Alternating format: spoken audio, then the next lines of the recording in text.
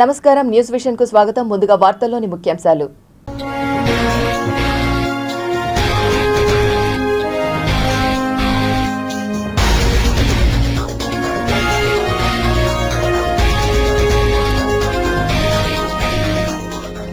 భారత్ నయా ప్లాన్, సముద్ర మంథన్ ప్రాజెక్టుకు శ్రీకారం. బీసీ రిజర్వేషన్లపై కేబినెట్ కీలక నిర్ణయం. 34% అమలుకు green signal. Tirupati sub register కార్యాలయంలో అవినీతి చెలగలు. ఏసీబీ అధికారులకు మైండ్ బ్లాక్. తిరుపతి పట్టణాభివృద్ధి సంస్థ పునర్వ్యవస్థీకరణ. గెజెట్ నోటిఫికేషన్ జారీ. 847 నుండి 7,728 చదరపు కిలోమీటర్లకు పెరిగిన తుడా పరిధి. 2 ఏళ్లుగా ప్రభుత్వం నన్ను వెంటాడి వేటాడుతోంది, తగ్గేదే లేదంటున్న వైఎస్సార్ ఉమ్మడి చిత్తూరు జిల్లా అధ్యక్షులు భూమన కరుణాకర్ రెడ్డి.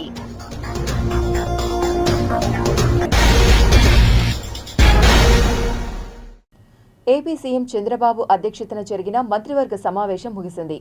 దాదాపు 55కు పైగా అజెండా అంశాలపై కేబినెట్ సుదీర్ఘంగా చర్చించి పలు కీలక నిర్ణయాలకు ఆమోదం తెలిపింది.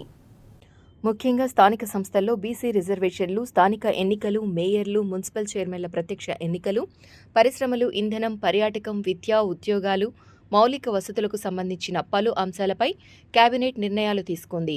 స్థానిక సంస్థల్లో బీసీలకు రిజర్వేషన్లపై కేబినెట్ కీలక నిర్ణయం తీసుకుంది. గ్రామీణ ప్రాంతాల్లో బీసీలకు 34% రిజర్వేషన్లు కల్పించాలని నిర్ణయించింది. అలానే పట్టణ ప్రాంతాల్లో బీసీలకు 33.1% రిజర్వేషన్లు అమలు చేయాలని నిర్ణయించింది.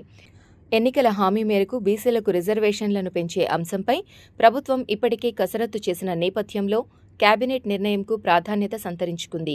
స్థానిక సంస్థల ఎన్నికలను అక్టోబర్లోగా నిర్వహించాలని మంత్రివర్గం నిర్ణయించింది. కేంద్ర ఆర్థిక సంఘం నుంచి రావాల్సిన సుమారు 16,500 కోట్ల నిధులు నష్టపోకుండా ఉండేందుకు ఎన్నికలను సకాలంలో నిర్వహించాల్సిన అవసరాన్ని కేబినెట్ పరిగణనలోకి తీసుకుంది. అవినీతి నిరోధక శాఖ అధికారులు తిరుపతి సబ్ రిజిస్టర్ కార్యాలయంపై దాడులు చేపట్టి అనధికారికంగా నిల్వ ఉంచిన నగదును స్వాధీనపరుచుకున్నారు. తిరుపతిలోని సబ్ రిజిస్టర్ కార్యాలయంలో ఏసీబీ అధికారులు సోమవారం తనిఖీలు నిర్వహించారు. సాయంత్రం 7 గంటల ప్రాంతంలో ఏసీబీ డీఎస్పీ శ్రీనివాసులు సిబ్బందితో కార్యాలయానికి చేరుకుని సోదాలు చేపట్టారు. దీంతో సిబ్బంది, డాక్యుమెంట్ రైటర్లలో కలకలం రేగింది. కార్యాలయంలో తనిఖీలు నిర్వహించిన ఏసీబీ అధికారులు లెక్కల్లో చూపని 2.48 లక్షల నగదును గుర్తించి స్వాధీనం చేసుకున్నారు. ఆ నగదు వివరాలకు సంబంధించి సబ్ రిజిస్ట్రార్ లక్ష్మీదేవిని విచారించారు. నగదుతో పాటు కార్యాలయంలోని రిజిస్ట్రేషన్ రికార్డులను, సంబంధిత దస్తావేజులను, నగదు లావాదేవీలకు సంబంధించిన వివరాలను పరిశీలించారు. ఏసీబీ తనిఖీలు కొనసాగుతుండటంతో కార్యాలయానికి వచ్చిన డాక్యుమెంట్ రైటర్లు ఆందోళనకు గురయ్యారు. దీంతో వీరిని కూడా విచారిస్తున్నట్టు సమాచారం. డీఎస్పీ శ్రీనివాసులు మీడియాతో మాట్లాడుతూ అవినీతి ఫిర్యాదులు రావడంతో తనిఖీలు జరిపామన్నారు. అన్అకౌంటెడ్గా ఉన్న 2.48 లక్షలను స్వాధీనం చేసుకున్నామని, సోమవారం జరిగిన 42 రిజిస్ట్రేషన్లను కూడా పరిశీలిస్తున్నామన్నారు. పట్టణంలోని సబ్ రిజిస్టర్ ఆఫీస్ మీదకి ఆకస్మిక తనిఖీకి వచ్చాం. ఈ సబ్ రిజిస్టర్ ఆఫీసు తిరుపతి మీద అనేక ఆరోపణలు వచ్చినాయి, బ్రైబ్ ఆరోపణలు వచ్చినాయి. దీని మీద మేము నిఘా పెట్టాము. నిఘా పెట్టిన తర్వాత ఉన్నతాధికారుల యొక్క ఆదేశం మేరకు ఈరోజు మేము మా సిబ్బందితో సబ్ రిజిస్టర్ ఆఫీసు తిరుపతి మీద సర్ప్రైజ్ చెక్ చేశాము.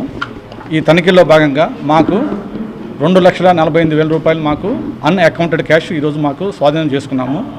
దీని మీద మిగతా అన్ని రికార్డ్స్ కూడా వెరిఫై చేస్తున్నాము.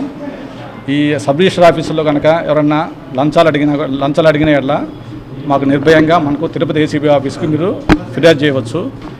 ఈ ఎస్ఆర్ఓ ఆఫీస్ కాకుండా మిగతా ఎక్కడైనా సరే లంచం అడుగుతుంటే ప్రభుత్వ ఉద్యోగులు వాళ్ళు చేయాల్సిన పని చేయకుండా లంచం అడుగుతుంటే ఏసీబీ అధికారులు తిరుపతికి మీరు లిఖితపూర్వకంగా కనుక మీరు మాకు ఫిర్యాదు చేస్తే మేము ఖచ్చితంగా మీ రిపోర్ట్ని పరిశీలించి విచారించి మేము దాని మీద నిఘా పెట్టి కంపల్సరీగా వాటిని పట్టుకోవడానికి మేము వాళ్ళని పట్టుకుంటాము. ఈరోజు ఈ తిరుపతి ఆఫీస్లో దాదాపు ఈరోజు 42 రిజిస్ట్రేషన్ జరిగినాయి. ఈరోజు వాటికి సంబంధించిన అన్అకౌంటెడ్ క్యాష్ 2,48,000 మేము స్వాధీనం చేసుకున్నాము. ఈ స్వాధీనం చేసుకున్న తర్వాత మిగతా అన్ని రికార్డ్స్ వెరిఫై చేసి వివరాలు తర్వాత తెలియజేస్తాం. మేము అన్అకౌంటెడ్ క్యాష్ స్వాధీనం చేసుకున్నాము. వీటి మీద మేము ఇంకా వాళ్ళ ఎస్ఆర్ఓ గారిని, వాళ్ళ స్టాఫ్ని, జూనియర్ అసిస్టెంట్, సీనియర్ అసిస్టెంట్ని మేమంతా వివరణ తీసుకోవాలి. ఇంకా తిరుపతిలోని సోనోవిషన్ మొబైల్ షోరూంలో జరిగిన భారీ చోరీ కేసును పోలీసులు ఛేదించారు. షోరూంలో చోరీకి గురైన సుమారు 1.50 కోట్ల విలువైన 195 మొబైల్ ఫోన్లు, 5 యాపిల్ ట్యాబ్స్ను పోలీసులు స్వాధీనం చేసుకున్నారు. ముఖ్యంగా ఈ అఫెన్స్లో 5 మంది పాల్గొన్నారు. టీమ్స్ అక్కడ వెస్ట్ బెంగాల్ మరియు జార్ఖండ్ బార్డర్లో, ముఖ్యంగా జార్ఖండ్ షోహెబ్గంజ్ జిల్లా మరియు పశ్చిమ బెంగాల్ ముర్షిదాబాద్ డిస్టిక్లో ఎక్కువగా అక్కడ ఆఫీసర్స్తో కోఆర్డినేట్ చేసుకోవడం. ఈ అఫెన్సెస్ ఎక్కువగా ఇంతకు ముందు జరిగిన అఫెన్సెస్ అన్నీ కూడా మాల్దా మీదుగా నేపాల్ లేదా బంగ్లాదేశ్కి ఎక్కువగా తరలించారు. దాన్ని బేస్ చేసుకొని ఇక్కడ వచ్చిన టెక్నికల్ ఇన్ఫర్మేషన్ని పూర్తిగా అనలైజ్ చేసి ఆలం షేక్ అనే వ్యక్తిని గుర్తించడం జరిగింది. ఆలం షేక్ అనే వ్యక్తి షోహెబ్గంజ్ ఆఫ్ వెస్ట్ బెంగాల్. ఇక్కడ ఆఫీసర్స్ ఈ అఫెండర్స్ అక్కడికి మెటీరియల్ తీసుకెళ్ళక ముందే అక్కడికి చేరడం, లోకల్ ఆఫీసర్స్తో కోఆర్డినేట్ చేసుకోవడం, ఇంటాక్ట్ ప్రాపర్టీని ఫరక్కా పోలీస్ స్టేషన్ లిమిట్లో, వెస్ట్ బెంగాల్ ఫరక్కా ముర్షిదాబాద్ డిస్టిక్ లిమిట్స్లో అక్కడ ఉన్న ఆఫీసర్స్తో కోఆర్డినేట్ చేసుకొని టోటల్ మెటీరియల్ని 4 ముద్దాయిలు, ముఖ్యంగా షోహెబ్గంజ్ డిస్టిక్ నుండి 3 మెంబర్సు, ముర్షిదాబాద్ జిల్లా నుండి 1 వ్యక్తిని అదుపులో తీసుకోవడం జరిగింది. ఈ ఆలం షేక్కి ఆశ్రయం ఇచ్చిన వ్యక్తి ఇక్కడ కూడా 1 వ్యక్తిని పట్టుకోవడం జరిగింది. అతని దగ్గర కూడా 20 మొబైల్స్ వరకు రికవర్ చేయడం కూడా జరిగింది. తిరుపతి జిల్లాలో దాదాపు 1,50,00,000 ప్రాపర్టీ సెల్ ఫోన్స్ని ఇక్కడ నుండి వెస్ట్ బెంగాల్ బార్డర్కి తీసుకెళ్ళి బంగ్లాదేశ్కి తరలిస్తుండగా, మాల్దా ఏరియాలో తరలిస్తుండగా ఫరక్కా పోలీస్ స్టేషన్ నుండి వారికంటే ముందే పోలీసు వారు టెక్నికల్ ఆధారాల ద్వారా చేరుకొని టోటల్ ప్రాపర్టీని రికవరీ చేసి మళ్ళీ తిరుపతి జిల్లాకు తీసుకొచ్చి సోనీ విజన్ వారికి అప్పచెప్పడంలో సిసిఎస్ టీం అందరినీ కూడా అభినందించడం జరుగుతోంది. తిరుపతి పట్టణాభివృద్ధి సంస్థ పరిధి నుండి చిత్తూరు, నెల్లూరు జిల్లాలోని మండలాలను తొలగిస్తూ ఉత్తర్వులు జారీ చేసింది ప్రభుత్వం. తిరుపతి అర్బన్ డెవలప్మెంట్ అథారిటీ పరిధిలోకి తిరుపతి జిల్లాను పూర్తిగా తీసుకువస్తూ సోమవారం ప్రభుత్వం ఉత్తర్వులు జారీ చేసింది. గతంలో తుడా పరిధిలో ఉన్న చిత్తూరు, నెల్లూరు జిల్లాలోని 8 మండలాలను తొలగించారు. ఇటీవల తిరుపతి జిల్లాలోకి నూతనంగా చేరిన రైల్వే కోడూరు నియోజకవర్గంలోని 5 మండలాలను తుడా పరిధిలోకి తీసుకువచ్చారు. దీంతో తుడా పరిధి 36 మండలాలు, 1080 రెవెన్యూ గ్రామాలతో 7,728.63 చదరపు కిలోమీటర్లకు విస్తరించింది. తిరుపతి నగరాన్ని ఒక మహానగరంగా, సుందరమైన మరియు వాతావరణ మార్పుల ప్రభావాలను తట్టుకునే నగరంగా అభివృద్ధి చేయాలనే లక్ష్యంతో సిటీ ఆఫ్ ట్యాంక్స్ ప్రాజెక్టును శ్రీకారం చుట్టినట్లు జిల్లా కలెక్టర్ డాక్టర్ వెంకటేశ్వర్ పేర్కొన్నారు. తిరుపతి సిటీలో డ్రింకింగ్ వాటర్ అవసరాలకి, గ్రౌండ్ వాటర్ రీఛార్జ్ పెంచడానికి, అదేవిధంగా ట్యాంక్స్ అన్ని అనుసంధానం చేసే ఒక గొప్ప ప్రాజెక్ట్ని మనము టేకప్ చేస్తున్నాము. దీన్ని అతి త్వరలోనే నెక్స్ట్ 4-5 మంత్స్లో కూడా, ఎందుకంటే ఇది ఎక్స్టర్నల్ ఎయిడ్ అంటే బయట నుంచి మనము లోన్ తీసుకుంటాం కాబట్టి ఖచ్చితంగా కేంద్ర ప్రభుత్వం అప్రూవల్తో మనం ఇది చేయవలసి ఉంటుంది. ఇట్లా చాలా ప్రాజెక్ట్స్ చేస్తూ ఉంటారు. వీటిని కూడా అతి త్వరలోనే అప్రూవల్స్ అన్ని డిపిఆర్ కూడా స్టార్ట్ చేసాం. డిపిఆర్ ప్రిపేర్ చేసి department of economic affairs, government of India వాళ్ళ అప్రూవల్ తీసుకున్న వెంటనే వాళ్ళు లోన్ శాంక్షన్ చేయడం జరుగుతుంది. మొదటి విడతలో 2 ఫేజులు ఏదైతే మనము ఇప్పుడు వెస్టర్న్ ట్యాంక్స్ అన్నీ కూడా వాటి కిందకి తీసుకొచ్చి 550 కోట్లతోటి అవి అనుసంధానం, అదేవిధంగా waste water management in Tirupati, storm water management and flood mitigation అంటాం. వీటన్నిటిని కూడా మొదటి ఫేజ్లో 550 కోట్లతో చేయడం జరుగుతుంది. మొత్తం ఉన్నటువంటి ఇక్కడ చెరువులన్నింటిని కూడా అనుసంధానం చేసి దానికి ఒక లేక్కి కూడా మనం ఛానల్స్ ఏవైతే ఉన్నాయో అవన్నీ కూడా ఐడెంటిఫై చేయడం జరిగింది. ఇందులో భాగంగా ఫస్ట్ కొన్ని మాత్రం సెలెక్ట్ చేసాము. కానీ ఇప్పుడు మనం చూసినట్టయితే రేపు గ్రేటర్ తిరుపతి అయినా కూడా మళ్ళీ ఫర్దర్గా రీవర్క్ చేసే పని లేకుండా ఒకటేసారిగా మనం దూరదృష్టితో ఫస్ట్ మనం ఒక 12 చెరువులు అనుకున్నాం, మళ్ళీ 20 అనుకున్నాం, లాస్ట్ ఫైనల్గా 34 చెరువుల్ని అనుసరణ చేసే విధంగా చర్య తీసుకోవడం జరిగింది. దీనికి సుమారుగా మన బడ్జెట్ ఆల్రెడీ ఇప్పుడు డిపిఆర్ చేసాం, మాస్ ప్లాన్స్ కూడా ఆల్రెడీ చేస్తున్నాము. దీనికి కూడా హై అండ్ ఇక్లీ సపోర్ట్తో కూడా చేస్తున్నాము. ఇక్లీ అనేది వచ్చేసి మీకు వరల్డ్ క్లైమేట్ ఫార్మ్ మీద పనిచేస్తారు వాళ్ళు. ఆంధ్రప్రదేశ్లో వాతావరణ పరిస్థితులు మారుతున్నాయి. వాయువ్య బంగాళాఖాతంలో ఏర్పడిన అల్పపీడనం మరింత బలపడి వాయుగుండంగా మారినట్లు ఏపీ రాష్ట్ర విపత్తుల నిర్వహణ సంస్థ తెలిపింది. ప్రస్తుతం పశ్చిమ బెంగాల్ బంగ్లాదేశ్ సరిహద్దు ప్రాంతాల్లో ఈ వాయుగుండం కొనసాగుతోంది. బంగ్లాదేశ్లోని సత్కిరాకు సుమారు 80 కిలోమీటర్లు, పశ్చిమ బెంగాల్లోని బంకురాకు 160 కిలోమీటర్లు, ఒడిశాలోని బాలేశ్వర్కు 180 కిలోమీటర్ల దూరంలో వాయుగుండం ఉన్నట్లు అధికారులు వెల్లడించారు. రాబోయే 24 గంటల్లో ఇది వాయువ్య దిశగా కదులుతూ గంగానది పరివాహక పశ్చిమ బెంగాల్ మీదుగా జార్ఖండ్ వైపు పయనించే అవకాశం ఉందని అంచనా వేశారు. వాయుగుండం ప్రభావంతో వాయువ్య పశ్చిమ మధ్య బంగాళాఖాతంతో పాటు ఉత్తరాంధ్ర తీర ప్రాంతాల్లో మంగళవారం వరకు గంటకు 40 నుండి 60 కిలోమీటర్ల వేగంతో ఈదురుగాలులు వీచే అవకాశం ఉందని రాష్ట్ర విపత్తుల నిర్వహణ సంస్థ హెచ్చరించింది. సముద్రం అలజడిగా మారి అలలు ఎగసిపడే అవకాశం ఉన్నందున తీర ప్రాంత ప్రజలు, మత్స్యకారులు అప్రమత్తంగా ఉండాలని సూచించింది. మత్స్యకారులు సముద్రంలోకి వేటకు వెళ్లవద్దని అధికారులు స్పష్టం చేశారు. ఇప్పటికే సముద్రంలోకి వెళ్లిన మత్స్యకారులు వెంటనే సురక్షితంగా తీరానికి తిరిగి రావాలని సూచించింది. సముద్రంలో పరిస్థితులు అనుకూలంగా లేని నేపథ్యంలో అధికారుల సూచనలు పాటించాలని కోరింది. కలియుగ ప్రత్యక్ష దైవం తిరుమల శ్రీ వెంకటేశ్వర స్వామివారి కొలువై ఉన్న తిరుమల కొండకు భక్తులు పోటెత్తారు. దీంతో స్వామివారి సన్నిధిలో భక్తుల రద్దీ కొనసాగుతోంది. శ్రీవారి దర్శనార్థం వివిధ ప్రాంతాల నుండి భారీ సంఖ్యలో భక్తులు తరలి రావడంతో వైకుంఠం క్యూ కాంప్లెక్స్లోని కంపార్ట్మెంట్లు కిక్కిరిసిపోయాయి. టైమ్ స్లాట్ టోకన్లు లేని భక్తులకు సర్వదర్శనం ద్వారా స్వామివారిని దర్శించుకోవడానికి సుమారు 20 గంటల సమయం పడుతోందని తిరుమల తిరుపతి దేవస్థానం అధికారులు వెల్లడించారు. క్యూ లైన్లలో వేచి ఉన్న భక్తులకు ఎలాంటి అసౌకర్యం కలగకుండా టీటీడీ నిరంతరాయంగా అన్నప్రసాదాలు, పాలు, త్రాగునీరు అందిస్తూ ప్రత్యేక ఏర్పాట్లు చేస్తోంది. దర్శన సమయాలు మరియు అధికారిక నవీకరణల కోసం టీటీడీ అధికారిక వార్తల పోర్టల్ను పరిశీలించవచ్చు. మరోవైపు నిన్న ఒక్కరోజే మొత్తం 79,445 మంది భక్తులు స్వామివారిని దర్శించుకొని మొక్కులు చెల్లించుకున్నారు. భక్తులు సమర్పించిన కానుకల ద్వారా శ్రీవారి హుండీ ఆదాయం ఏకంగా 4.8 కోట్లు సమకూరింది. అలాగే శ్రీవారికి తలనీలాలు సమర్పించి మొక్కులు తీర్చుకున్న భక్తుల సంఖ్య 36,834గా నమోదైంది. భక్తుల రద్దీ విపరీతంగా పెరిగిన నేపథ్యంలో క్యూలైన్ల క్రమబద్ధీకరణ, భద్రతా విషయంలో అధికారులు పటిష్టమైన తిరుమల శ్రీవారిని పలువురు ప్రముఖులు దర్శించుకుని మొక్కులు చెల్లించుకున్నారు.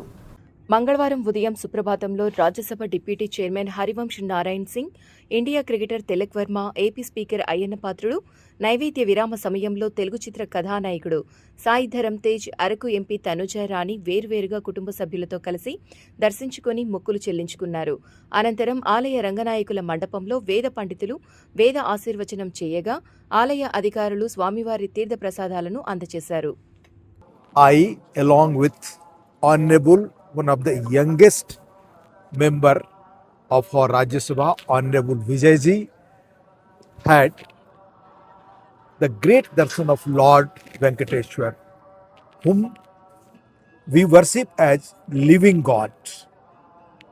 It was a great darshan, and I pray for the entire nation and Andhra Pradesh that Lord should give us so much strength and capacity that Honorable Prime Minister's vision of translating 2047 as the developed nation and whatever Honorable Chief Minister of Andhra Pradesh is doing, they should succeed. So I prayed for this also, along with the well-being of all the family members and nation. మేము మొన్న cinema released announce చేసామండి. సంబరాలు ఈ ticket దానికోసం వచ్చాండి. సోమవారికి చెప్పుకొని ఆయన presence తీసుకుందాం వచ్చాండి. Cinema shooting అయితే పూర్తి అయిపోయింది. సో దానికోసం ఆయన ప్రెసెన్స్ తీసుకుందామని చెప్పి వచ్చాను. Thank you. నెక్స్ట్ జరుగుతాయండి. ఇప్పుడు డిస్కషన్ స్టేజ్లో ఉంది. ఇప్పుడు ఈ సినిమా రిలీజ్ డేట్ కోసం వచ్చాను. సో దానికోసం ఫోకస్ ఉంది. Thank you.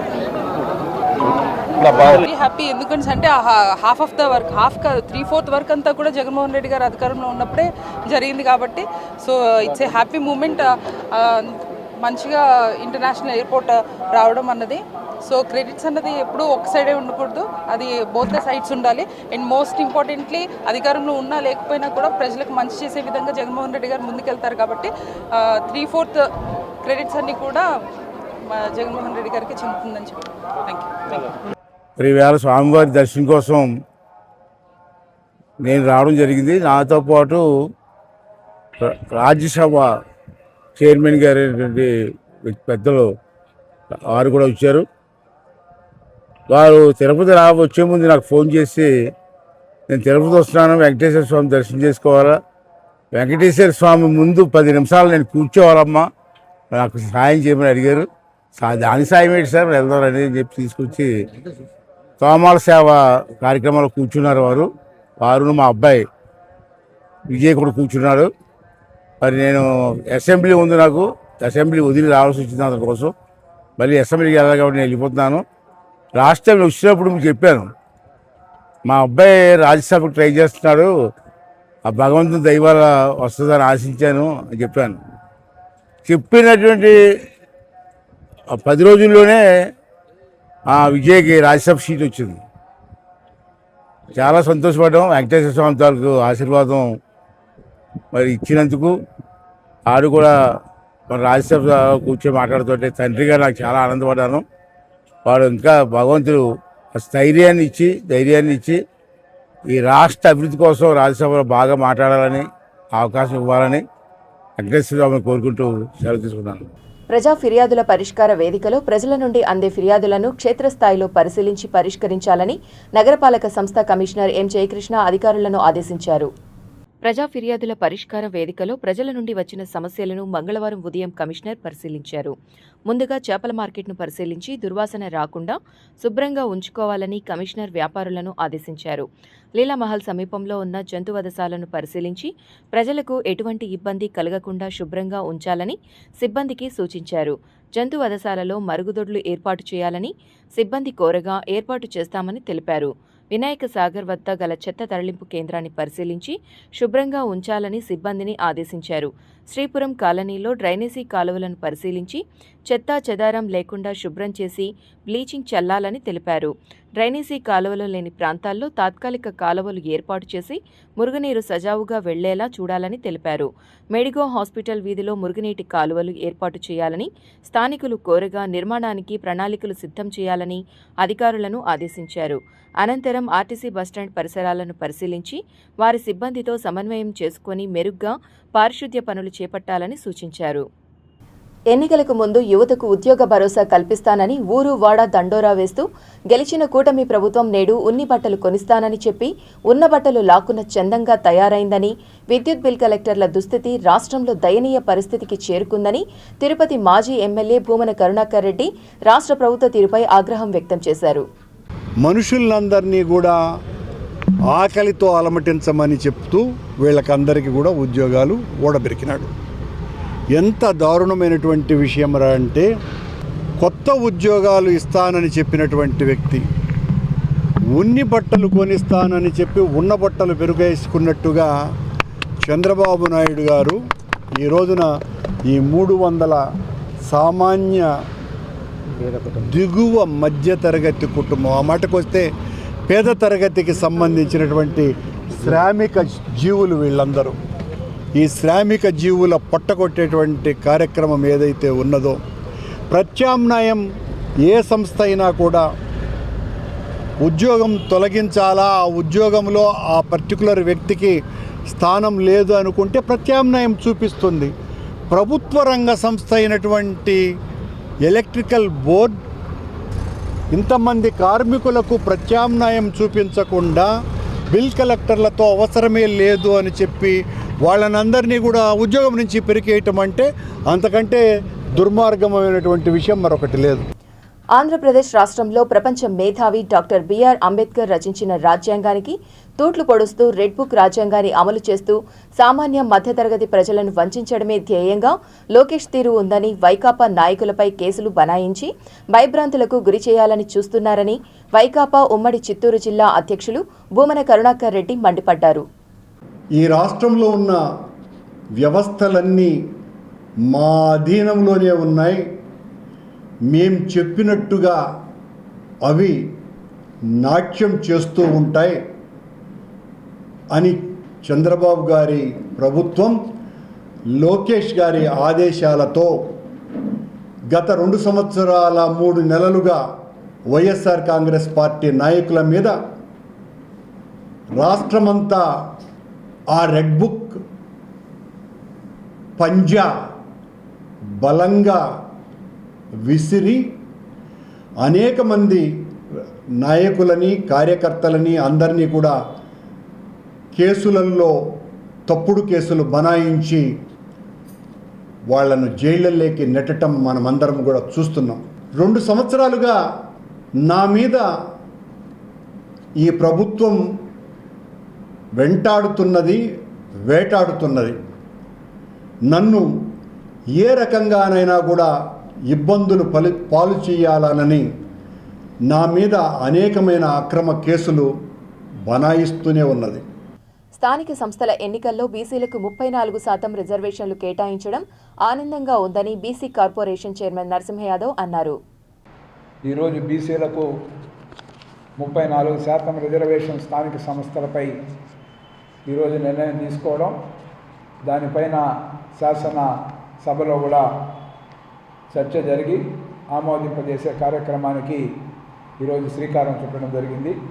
దీనికి సంబంధించి చూస్తే స్థానిక సంస్థలకు సంబంధించి పంచాయతీ ఎంపీటీసీ, జెడ్పీటీసీలు, అదేవిధంగా ఎంపీపీలు, దీనికి సంబంధించి చూస్తే 34% వెనుకబడిన వర్గాల కోసం ఏదైతే ఎన్నికల ముందు ఎన్డీఏ కూటమి హామీ ఇచ్చిందో దానికి అనుగుణంగా కూడా ఈరోజు 34% రిజర్వేషన్ ఇచ్చేదానికి ప్రభుత్వం నిర్ణయం తీసుకోవడం, అదేవిధంగా అర్బన్ ఏరియాలో మున్సిపాలిటీస్ కానీ నగరపాలక సంస్థలకు సంబంధించి కానీ 33.1% రిజర్వేషన్ ఈ లోకల్ బాడీ ఎలక్షన్లో కల్పించే విధంగా నిర్ణయం తీసుకోవడం, ఇదంతా కూడా చూస్తే గతంలో జగన్మోహన్ రెడ్డి అనే ఒక రాక్షస మనస్తత్వం గల వ్యక్తి బడుగు బలహీన వర్గాలంటే ఏ విధంగా అణిచివేతకు గురి చేసిన వ్యక్తి ఎవరైనా ఉన్నారంటే వైసీపీ జగన్మోహన్ రెడ్డి.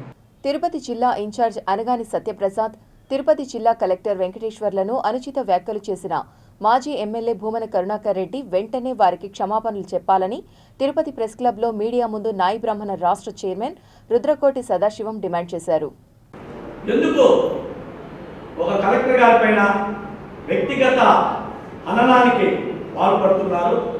అధికారులను బెదిరింపులతో భయపెట్టాలనుకోవడం మంచి పద్ధతి కాదు.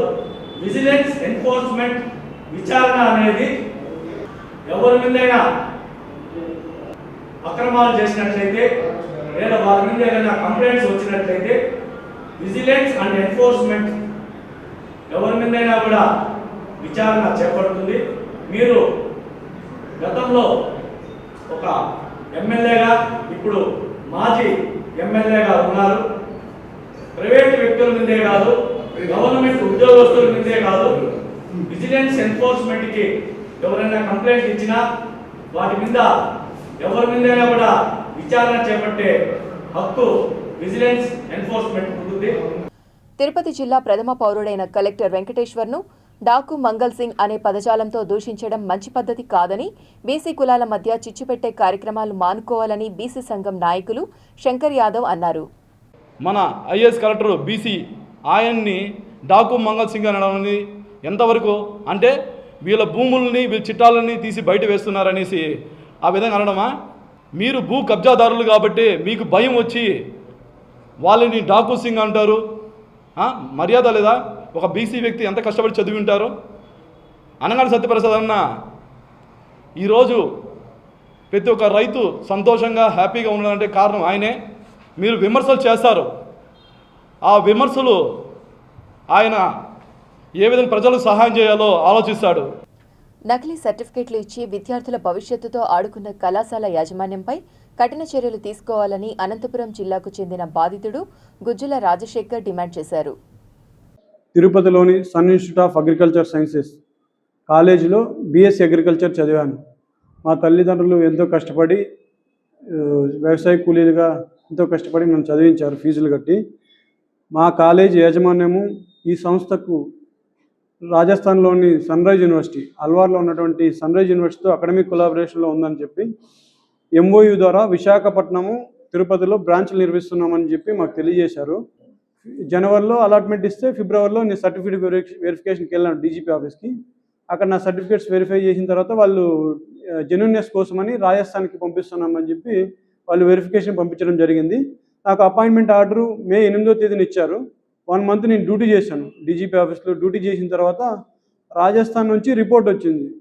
ఆ రాజస్థాన్ సిఐడి పోలీసులు వాళ్ళు ఇచ్చిన రిపోర్ట్ ప్రకారం ఈ సర్టిఫికేట్స్ యూనివర్సిటీ ఇష్యూ చేయలేదు, ఈ సర్టిఫికేట్స్ ఫేక్ అని తేలింది, మీ నియామకాన్ని రద్దు చేస్తున్నామని చెప్పి నాకు మెమో ఇచ్చారు. ఈ విషయం తెలిసిన వెంటనే నేను యూనివర్సిటీకి వెళ్ళాను. యూనివర్సిటీకి వెళ్ళి తెలుసుకున్న తర్వాత నాకు తెలిసింది ఏంటంటే, నా డేటా నాకున్న సర్టిఫికేట్స్ నేను తీసుకెళ్ళి అడిగినప్పుడు ఫస్ట్ ఇయర్ మార్క్స్ మేము ఏవైతే ఉన్నాయో ఫస్ట్ ఇయర్ సంబంధించి డేటా మాత్రమే యూనివర్సిటీలో ఉన్న డేటాబేస్లో మ్యాచ్ అవుతుంది. మిగతా second year third year data మా దగ్గర లేదు, ఈ సర్టిఫికేట్స్ ఫేక్ అని వాళ్ళు చెప్పారు. రేణిగుంట పట్టణంలో గ్రామదేవత శ్రీ గంగమ్మ తల్లి జాతర మహోత్సవాలు అత్యంత వైభవంగా ప్రారంభమయ్యాయి. రేణిగుంట పట్టణంలో శ్రీ గంగమ్మ తల్లి జాతర సందర్భంగా మంగళవారం అమ్మవారికి అర్చకులు వేద మంత్రోచ్చారణల నడుమ విశేష అభిషేక పూజలు నిర్వహించారు. అనంతరం ఆలయ నిర్వాహకులు సోలా మల్లికార్జునరెడ్డి కమిటీ సభ్యులు అమ్మవారికి తొలి హారతి ఇచ్చి జాతరను ప్రారంభించి భక్తులకు దర్శన భాగ్యం కల్పించారు. జాతర మహోత్సవాల్లో భాగంగా మహిళా భక్తులు పెద్ద సంఖ్యలో పాల్గొని ఆలయ ఆవరణలో సాంప్రదాయబద్ధంగా పొంగళ్లు పెట్టారు. అమ్మవారికి ధూప దీప నైవేద్యాలు సమర్పించి మొక్కులు తీర్చుకున్నారు. జాతర సందర్భాన్ని పురస్కరించుకొని శ్రీకాళహస్తి ఎమ్మెల్యే బొజ్జల సుధీర్ రెడ్డి సతీమణి రిషితారెడ్డి అమ్మవారిని దర్శించుకొని ప్రత్యేక పూజలు నిర్వహించి పట్టు వస్త్రాలు సారె సమర్పించారు. టీడీపీ పట్టణ అధ్యక్షుడు మహబూబ్ పాషా, ఆలయ చైర్మన్, కమిటీ సభ్యులు, టీడీపీ నాయకులు పాల్గొన్నారు. Tirupati local bullion gold jewellery మరియు సిల్వర్ మర్చెంట్స్ అసోసియేషన్ సమాచారం మేరకు తిరుపతి లోకల్ బులియన్లో బంగారం, వెండి ధరలు ఇలా ఉన్నాయి. 24 క్యారెట్ల బంగారం 10 గ్రాముల ధర 1,59,000. 22 క్యారెట్ల బంగారం 1 గ్రాము ధర 14,290 రూపాయలు. వెండి 1 కేజీ ధర 2,40,200 రూపాయలు. రీటైల్ వెండి 1 గ్రాము ధర 245 రూపాయల 20 పైసలుగా ఉన్నది. వార్తలు ముగించే ముందు ముఖ్యాంశాలు మరోసారి.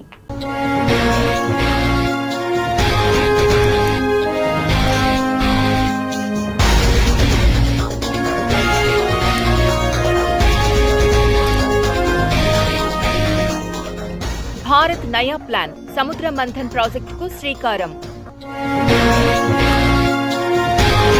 బీసీ రిజర్వేషన్లపై కేబినెట్ కీలక నిర్ణయం. 34% అమలుకు green signal. Tirupati sub registrar కార్యాలయంలో అవినీతి చెలగలు.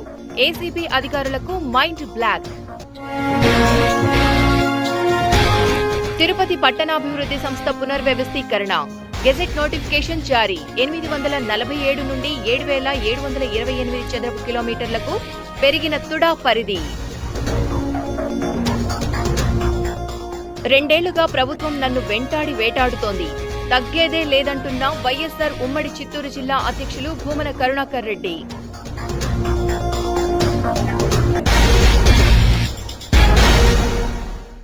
ఈ వార్తలు ఇంతటితో సమాప్తం. సమగ్ర సమాచారంతో న్యూస్ విషన్లో మళ్ళీ కలుద్దాం. అంతవరకు సెలవు. నమస్కారం.